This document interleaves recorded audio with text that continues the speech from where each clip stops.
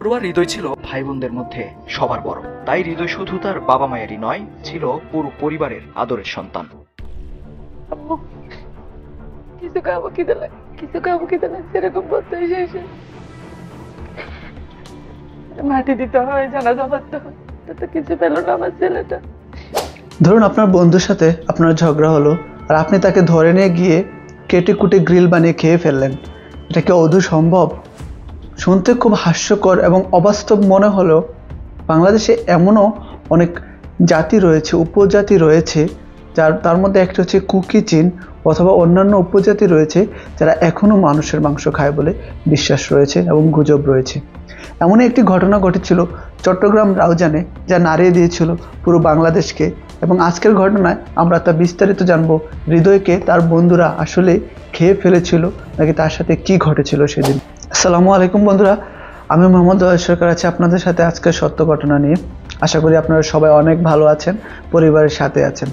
আজকের যে সত্য ঘটনাটি হচ্ছে 2023 সালে হৃদয় নামে একটি ছেলেকে তার কিছু পাহাড়ি উপজাতি বন্ধুরা অপহরণ করে এবং এমন একটি ঘটনা ছড়িয়ে পড়ে যে তাকে তার বন্ধুরা রান্না করে খেয়ে ফেলে বা কোনোভাবে তার বন্ধুরা মানুষ খেয়ে ফেলে।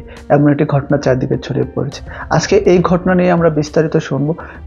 ঘটনাটি শুরু করার পূর্বে যারা এখনও আমার চ্যানেলটিকে সাবস্ক্রাইব করেননি, দয়া করে এখনই সাবস্ক্রাইব করে দিন, আপনার বন্ধুদের সাথে শেয়ার করে দিন এবং কমেন্ট করে জানিয়ে দিন আপনার মূল্যবান মতামত।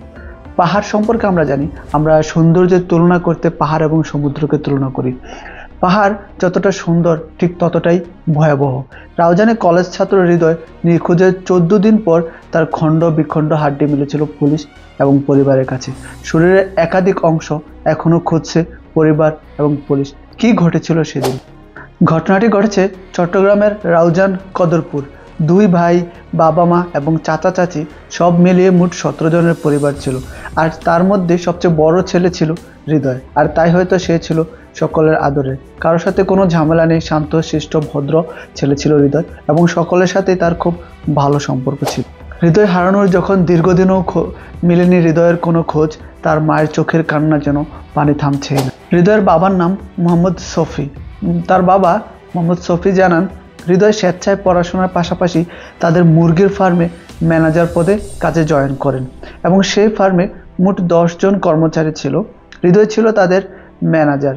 10 জনের মধ্যে 5 জন ছিল ক্ষুদ্র নিগ্রোষ্ঠী বা চাকমা উপজাতি।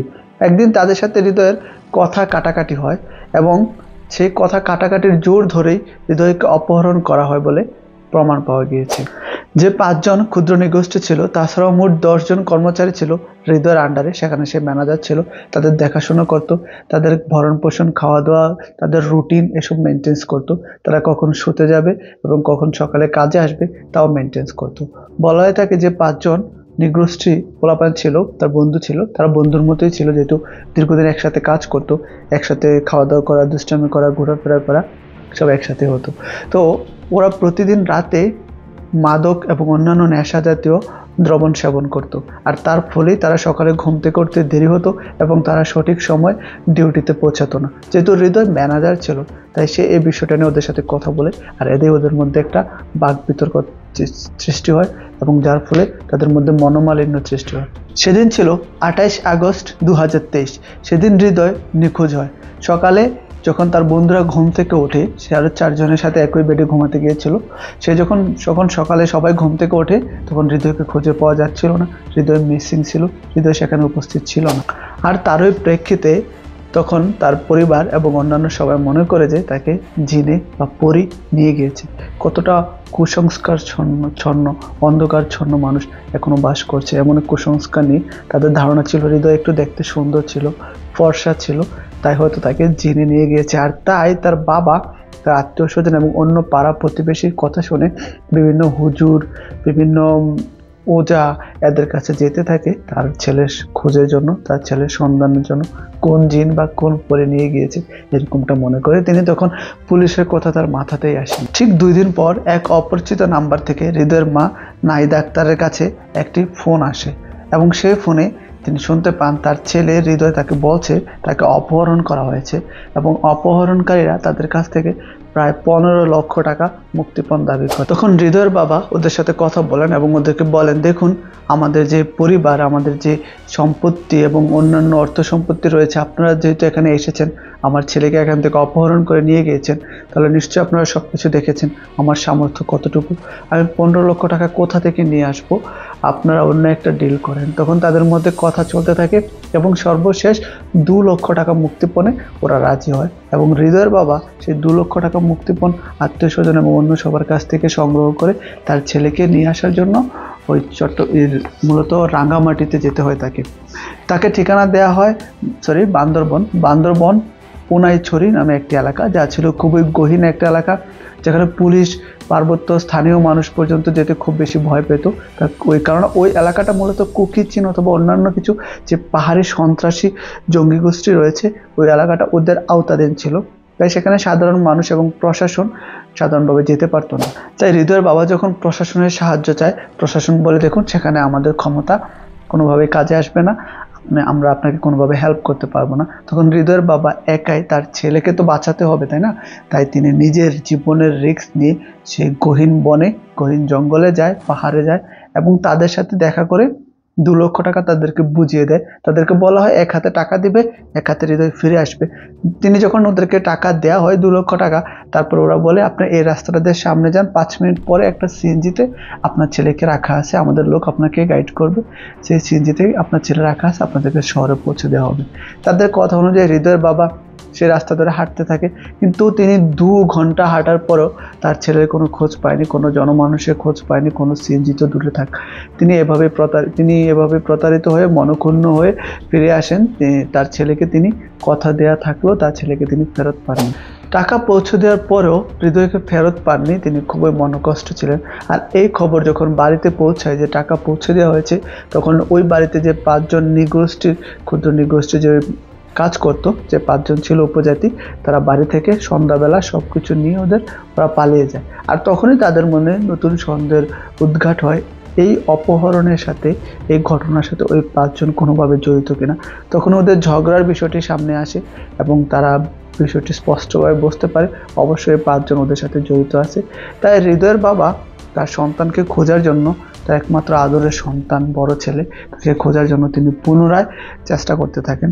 টানা 1 সপ্তাহ তিনি পাহাড়ে পাহাড়ে তার ছেলেকে খোঁজেন এবং তিনি জানান তিনি এমন সব গহীন পাহাড়ে গিয়েছেন যেখানে সাধারণ মানুষ যেতে কখনো সাহস করবে না। তিনি পুরো 1 সপ্তাহ পাহাড়ে পাহাড়ে ঘুরেছেন, অক্লান্ত পরিশ্রম করেছেন, জীবনের রিস্ক নিয়েছেন।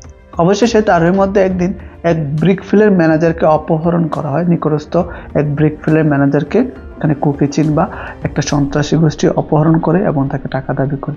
আর তাই সেখানে প্রশাসন, পুলিশ এবং অন্যান্য স্থানীয় কিছু নেতাবর্গকে নিয়ে মানুষ ড্রোন দিয়ে সেই ম্যানেজারকে খুঁজে বের করতে থাকে। সেখানে হৃদয়ের বাবাও ছিল।